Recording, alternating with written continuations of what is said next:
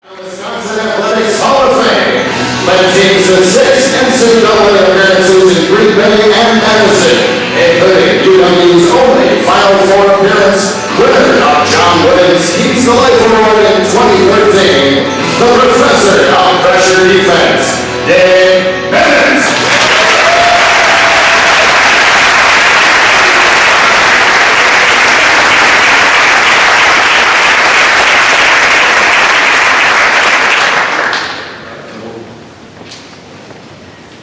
Well, thank you so much. It's really an honor to be able to spend some time with you. I'm a bit of a recluse. I go out maybe once a year, and this is the kind of thing that I couldn't say no to. I feel like we're kindred spirits in a way, in that I went to Mass before, and Father spoke about having some time to think after all the busy stuff that goes on in life. And that's pretty much what I've been doing now that I'm in my 70s. And I go out maybe once a year to speak, and this is the one time for this year. So I apologize, I'm not a very eloquent speaker, but I'm going to try to tell you a little bit about what I think is important. I coached 11 years at the high school level before I coached the rest at the college level. And I was raised and went to Catholic schools. Back in Pittsburgh, Pennsylvania, I was raised there. And I remember my grandparents, none of whom spoke English, taking me to novenas down in the city of Pittsburgh. And then when I finished my education and went to school, I started coaching. I ran into a young man. I had a young man who played, whom I had known to admire so much. His name was Mark, and there was a piece about him unlike I had seen before. And I asked him, Mark, what is it? What is it that is setting you apart in my eyes?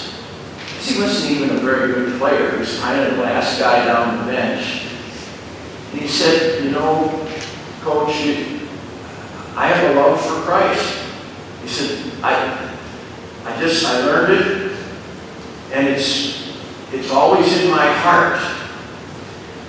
And his simple message to me impacted me almost more than all those years that I went to school in Pittsburgh and went down the incline to the novenas. And he steered me on to he said, I know you want to be a really good coach. I know how important this is to you. Share a verse with you, and it's actually from Philippians, the 4th chapter and the 8th verse. And that particular verse, I think, shaped my mentality from that point on. And it just simply says, it's St. Paul saying, dwell on what is right and proper and excellent and praiseworthy. Dwell on those things. And I remember thinking, if this faith that is growing in me is going to be valuable, then I want it to be a part of everything I do. I want it to be a part of my basketball, not just when I go to Mass or anything else. I want it to be where I live the hardest and the most. And so I started thinking, dwell on. Well, to me that meant, how about playing the game the right way? How about teaching it properly? How about making sure that anyone you're responsible for does things right, or at least tries to do things right? And as I said at the beginning, since I've retired, I have a lot of time to sit around. My wife and I don't do much. We celebrated our 51st wedding anniversary this past summer. And 2 of our kids are coaching, and one of our daughters lives in Green Bay with 4 of our grandkids in basketball today. By the way, Virginia beat North Carolina State today, and I couldn't be happier. For their reward, they get to go to Cameron Indoor Stadium on Monday to play Duke, who got beat today. So I thought, and I've watched, and I'm going to say something that you may disagree with, but I want to say it anyhow, because I like to tell people what I think they need to hear, not always what they want to hear. The game, the great game of basketball, is meant to be enjoyed by anyone who loves it, if they do things right. But so much of our interpretation now of the game is what we see on TV by the NBA players. Okay, let me give you an example. I taught high school English for 9 years. If you're whatever age you guys are, 4th, 5th, 6th, I throw a book at you, a big thick book and classic, and I say, read it. Get it read by Monday. Well, you're not going to get it done. You can't do it. You don't have the skills to do it. Well, if I am your coach and I say, well, we're going to play, we're just going to play games all the time. We're going to schedule 50 games, and you're going to play. And that's what has happened, not here, but in many places.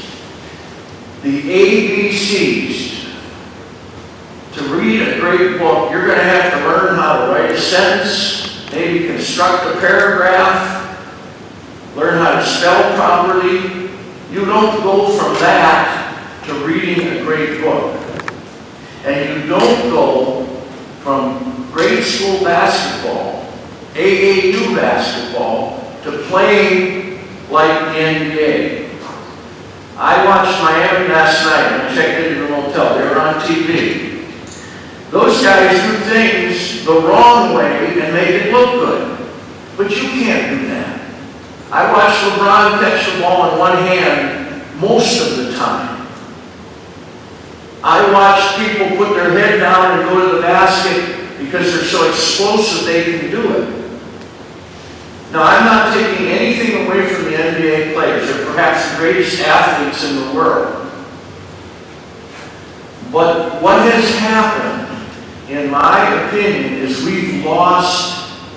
we'll lose most of you by the time you're in high school. We're going to lose you from the great game. When I coached high school ball, everybody wanted to be on the team. Everybody thought it was really important to be a part of that. And in those days, we had to learn our ABCs on the floor. We're going to do some of those out here with the kids. Just some simple things, just have some fun. We had to learn our ABCs. We had to learn to use our feet. We had to learn to see with our eyes. But so much of that is lost when you just go out and play. And what will happen is, geez, I can't keep up with these guys as you get older. And so the interest is lost and people don't play. And I think how many kids who could contribute to teams, who could be real servants on a team, we've lost because they don't get to play. They're not good enough to be on the AAU teams that are picked. Or they've played too many games and had not enough practice. They haven't learned fundamentals. They haven't done their ABCs in basketball.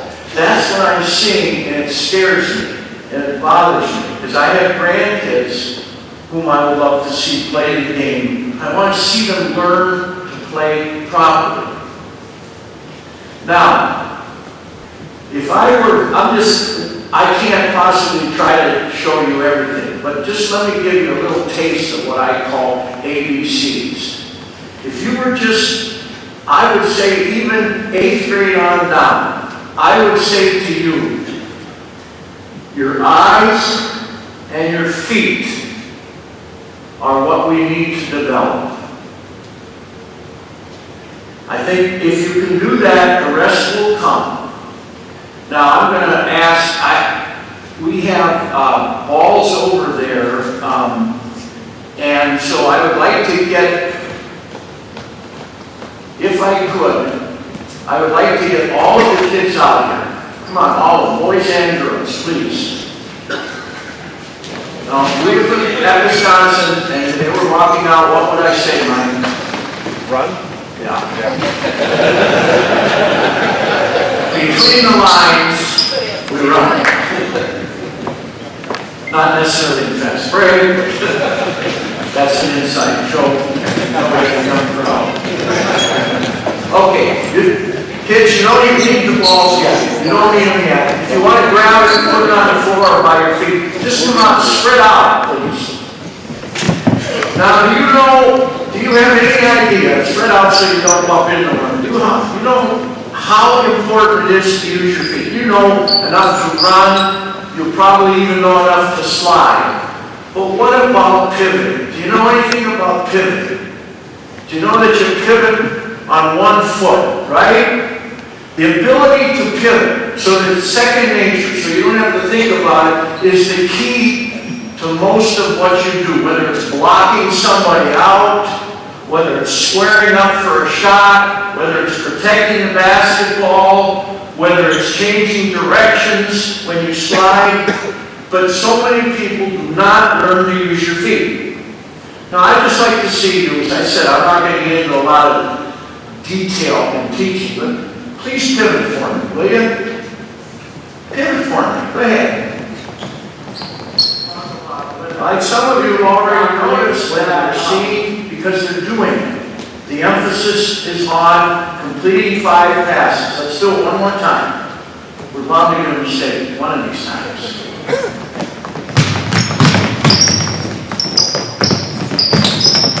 Okay, all right, okay. Now, what would I say there? I could teach a lot here. I could say, usually you don't want to run at the ball, so I'll even put a little bit of the pressure on the receiver. He kind of ran his defense right into the ball. Maybe that's the time you could have made a back cut, okay? But the other thing, and I see it all the time, is when in trouble, people go into the same move, right up here. Now you've lost your strength, you've lost your balance. You can go up there, but you want to start up here and go down, or down here and go up. But you don't want to hold the ball up here. Years ago, when I first started watching ball, I used to say, well, that's what the girls do all the time. They put the ball up their head. My daughter corrected me on that and said, Dad, stop saying that. So, that's what you shouldn't do. Okay? Tell me, do we have anybody out here who can get 10 passes? I used to make those guys complete 10 passes before, and if they did, then I knew we could run an offense. Can we you want to try 10 out here? Anybody? Who thinks they can? All right, come on, we got one. Got another. Somebody else want? Doesn't matter. Okay, well, all right. Boy, you kind of loaded it up there a little bit. That's like Wisconsin Prairie View A&M or something. But show me, you guys show me, all right? Get after it. Play hard, like Mike said. All right, 10 passes. You gotta have it. 1, 3, 4.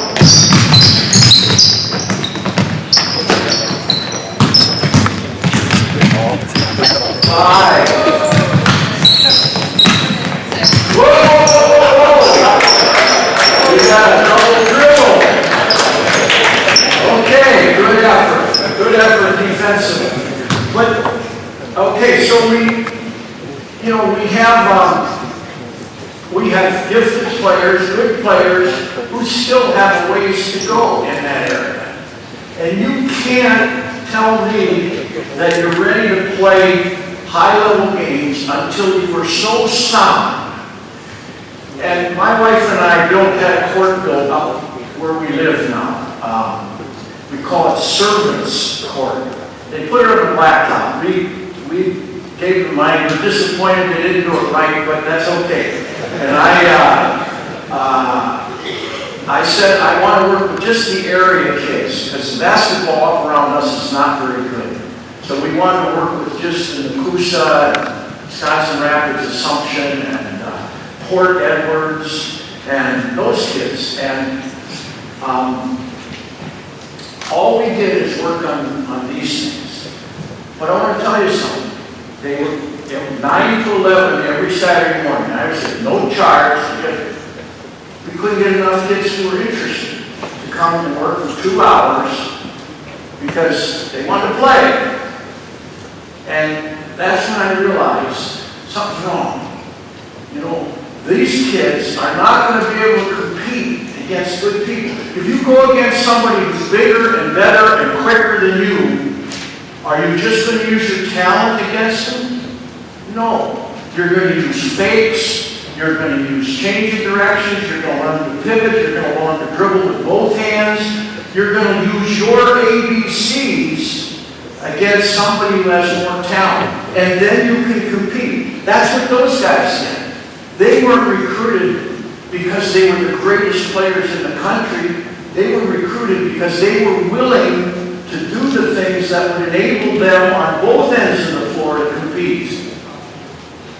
And so that's why I think these things are important. Now, I just want to show you a couple extras and then I'll end our part. But you guys can sit down. I told you I wasn't going to use you much. You're beautiful people.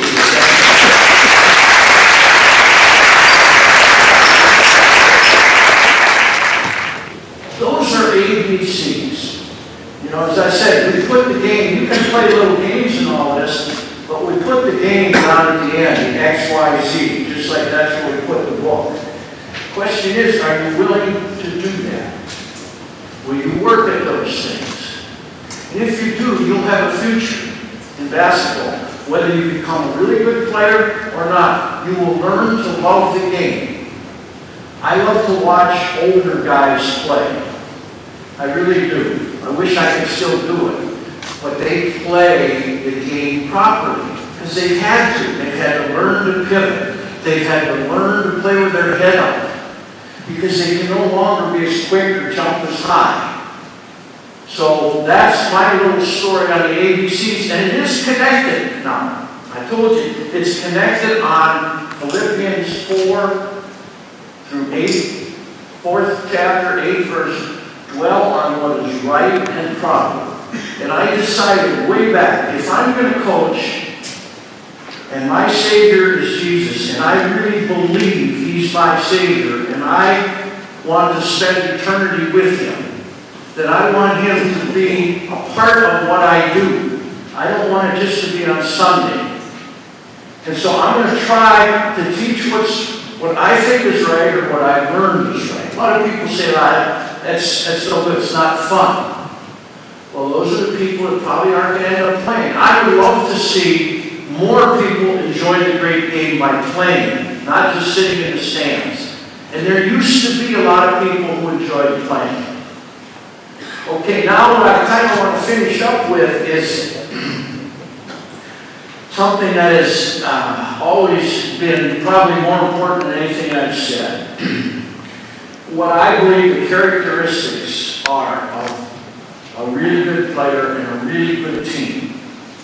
And again, way back when I decided, I think the Lord approves of this. As long as I don't make it more important than it is. As long as I don't practice idolatry. I think this is okay. It's a way of giving glory. It's a way of sharing my passion in something that I love. And so I looked, it's easy, you probably could do a better job than me saying, well, what did Christ stand for? Well, he was very humble. I mean, he gave up everything to come here. Okay, let's put that in a basketball sense. You know the biggest problem with a lot of players, and my son and I talk about this all the time. He said some of these guys think they're so good that they can do anything. And then at the end of the game, you'll have a person trying to do something he has no business doing because of his pride. Being humble is just knowing who you are. Knowing I can do this, but I can't do that. And you might wonder, and I jotted down a few things that might help. Now, if I weren't Catholic, I could probably recite all this by heart, but you know, we're not, us Catholics aren't so good at reciting Scripture by heart. But how about a couple of these? Mike, I need my glasses.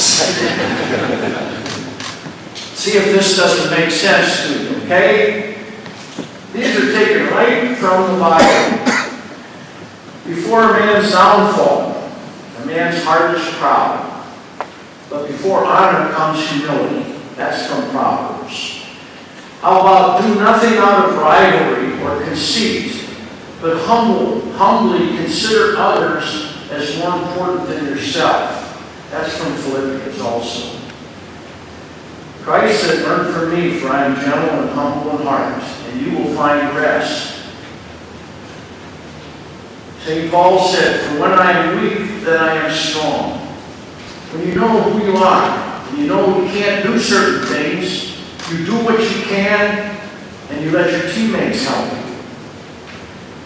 you. In James, it says, humble yourself before the Lord, and He will lift you up in honor. We said be passionate.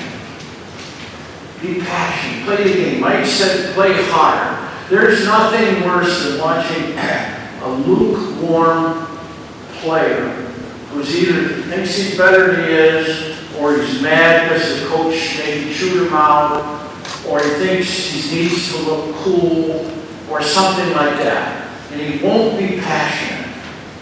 He won't hunger for it. And from a scripture standpoint, there's some thoughts on that. From Corinthians, one receives the prize. So run in such a way that you may win. As long as it's a game, play it to win. Go after it. If you are a bit afraid, and over the years I've dealt with so many players who are fearful. They don't want to make a mistake. They don't want to be criticized. They don't want to look bad. But you know what Timothy said, the spirit that we've been given as Christians is not one of fearfulness, but it's one of power, it's one of love, and it's one of sound judgment. You were not given a spirit of fear, and you can overcome it. Whatever you do, work at it with all your heart. Working as if you were working for the Lord. That's from Colossians. Another one from Colossians, to this end I labor, struggling with all energy, which powerfully works in me. And one that I like especially, the wicked run away when no one is chasing them, but the godly are as bold as lions. That's from Proverbs. So that's a foundation. You're going to see a good player, a good team that is humble. They don't do things they're not supposed to do. They play hard. You're probably going to see a team that's together, that's united. They don't, it's not every man for himself, or every gal for herself. If a kingdom is divided against itself, the kingdom cannot stand. If a house is divided against itself, that house cannot stand. And that's from Mark. Now my son's team, my son Tony coaches at Virginia. He's doing a very good job. And he did play in the NBA for 4 years. And he's had some trouble this year. And not too long ago, they got smacked. They lost to Wisconsin, but it was a game where nobody could shoot. But anyhow, they lost a bad game a couple weeks ago. And I didn't realize that he told me, he said, you will not believe the texts and calls we're getting from parents, AAU coaches, who are saying, well, my kid's not getting enough minutes. Your style is hurting him. Because at that level, they don't think they're going to play in the NBA and make a lot of money. And that was just destroying the unity of that team, the selfishness. And so that ended with some hard words, some words to some parents, and since then they've become a different team. Put on love, the perfect bond of unity, accepting one another and forgiving one another just as the Lord has forgiven you. That's from Colossians. Everyone should look out not only for his own interests, but also for the interests of others. You do that on a team. I watched Dave Burkemper be the best cheerleader at times when he was on our team at Wisconsin. Pulling for those guys on the floor. I watched him. I'm always aware of those people who care about their teammates, even though they're not the stars. Wherever there is jealousy and selfish ambition, there will you find disorder and evil of every kind. You ask your parents where they work if these same things don't apply to where they are. Finally, I urge you, brothers, to watch out for those who cause divisions and put obstacles in your way that are contrary to what you have learned. Stay away from them. If there's one thing I've talked to my grandchildren about, 4 in Green Bay and 2 in Virginia, I said, please be with good people. Hang out with good people. Don't let anyone take you away from what you know is right. The fourth one that I think you'll see on great teams, and I think you see it on Wisconsin's team this year, and those guys are the best. And that's why I put this little t-shirt on underneath today, because they had it. Every team needs something that they can do that'll set them apart. And what those guys were willing to do was serve one another. They did anything. I remember Mike and Andy and one other guy setting screens. That was one of the keys to our run in the tournament. We decided we had a couple guys that wanted to score and could score. So let's do everything in our power to get them open. Let's set more screens for them. So those guys screamed. They served their teammates.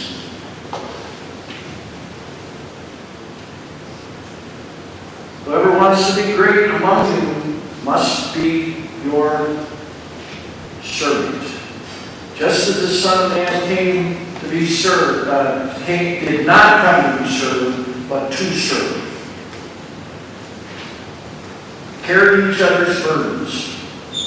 And in this way you will fulfill the law of Christ. Serve wholeheartedly, as if you were serving the Lord and not men.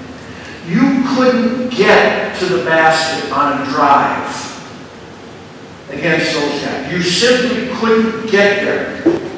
Because even though I might have gotten beat and I was guarding you, there was always someone to protect me. That was the basis of our entire defense. We were not going to let people get to the rim or even get to the lane.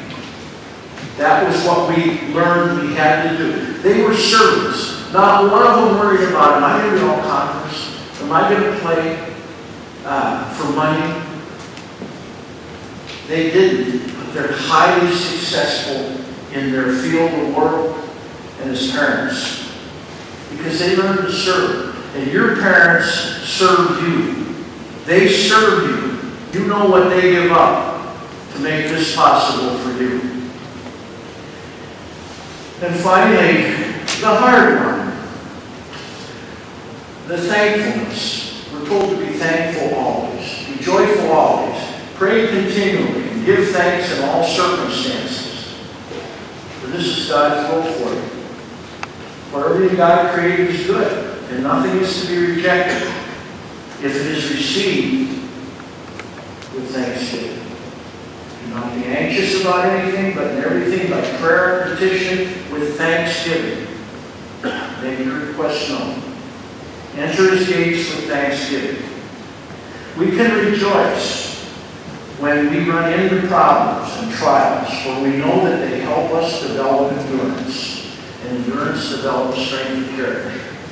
Everything that I learned, I'm not a very smart person, really I'm not. My grades proved that. I had to work hard for everything. I had to study and learn. But the best stuff in basketball, in school, came after frustration. Because it forces you to look, if something's going bad for you, you can actually be thankful because now I can learn. You have a bad night on the floor after practice, you can figure it out. All of the practices that I constructed for years and years were based on what we did poorly the day before. And I was thankful to see it. If we weren't blocking out and rebounding the ball, if we were shooting poorly, if we weren't taking care of the basketball, if we weren't seeing the defense before we passed it. That's the stuff that I was thankful I saw it, and this happened because we can get it corrected. We can be better. So what I'm saying is the teams, it's so different. It's not running around, we're number one. It's not all the nicknames and all the fancy stuff. Maybe that's the XYZ stuff. But the foundation of playing the game properly, hopefully of living a life that you can be proud of, one that will indeed glorify God if you are a believer, can be summed up in words like humility and passion and unity and servanthood and thankfulness. As I said, I have believed in those for, well, now it is 40 years, because it was maybe in the 5th or 6th year of my high school coaching, way back in the 60s. And since I have retired, and I don't do much, as I said, I don't go out and talk to anybody anymore, except my grandkids, this stuff means more to me now than it ever did when I was coaching. Because this is our way. This is what Christ taught us. He lived that way. He modeled it.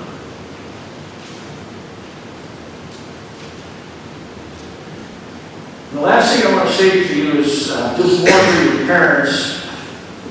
The guy who was a model for me, and I didn't live up to what I learned from him. I regret that.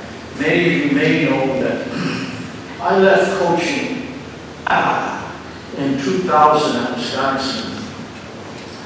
And really, I said I would try to rebuild that program in 5 years, and that was the 5th year. But you know, I would like to have stayed, because things were, I could see things were going to be real good. We had some good kids coming in. But I made a mistake, and that is I let things get too big. I let winning, all that stuff become bigger than it was supposed to. And it just kind of ate me up. And so I had to step aside. But the guy that I admired most, and I'm so sorry he's still not alive, is Al McGuire in coaching. You probably, have you guys heard of Al McGuire? Well, that's great. Al McGuire said, he was kind of a mentor to me. And I went to his classes, he spoke at different things I'd asked him to do. He was so great, so gracious. But he never let basketball or being the best be his God. He said, I can walk away from it tomorrow. He said, I love it, but it's not my world. And that's just the way he ended it. He walked away. And he did more as a basketball coach, which he's never given credit for, than almost anyone. He taught he gave roles to players. Some guys were shooters, scorers, some guys just screamed and worked. He taught coaches how to control tempo, fast, slow. He did so much for the game that he'll perhaps not be recognized enough except by the people in Wisconsin. But he never made basketball his God. And some of us have made that mistake.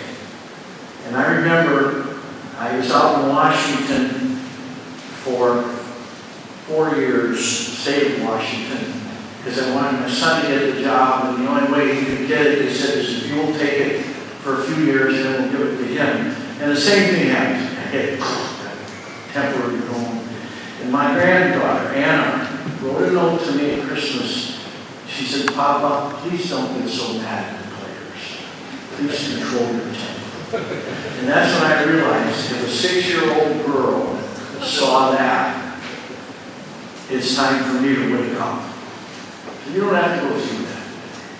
Now, I don't expect you to remember a lot of what I said. As I said, I didn't know coming in here what we would talk about exactly, but I was comfortable because I knew I could share my faith.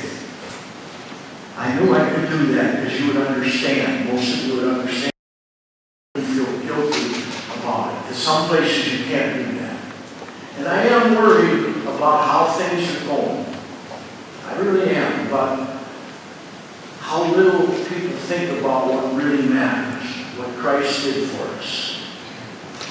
And that does concern me in a lot of areas, and especially basketball, because that's the thing I probably know the most about.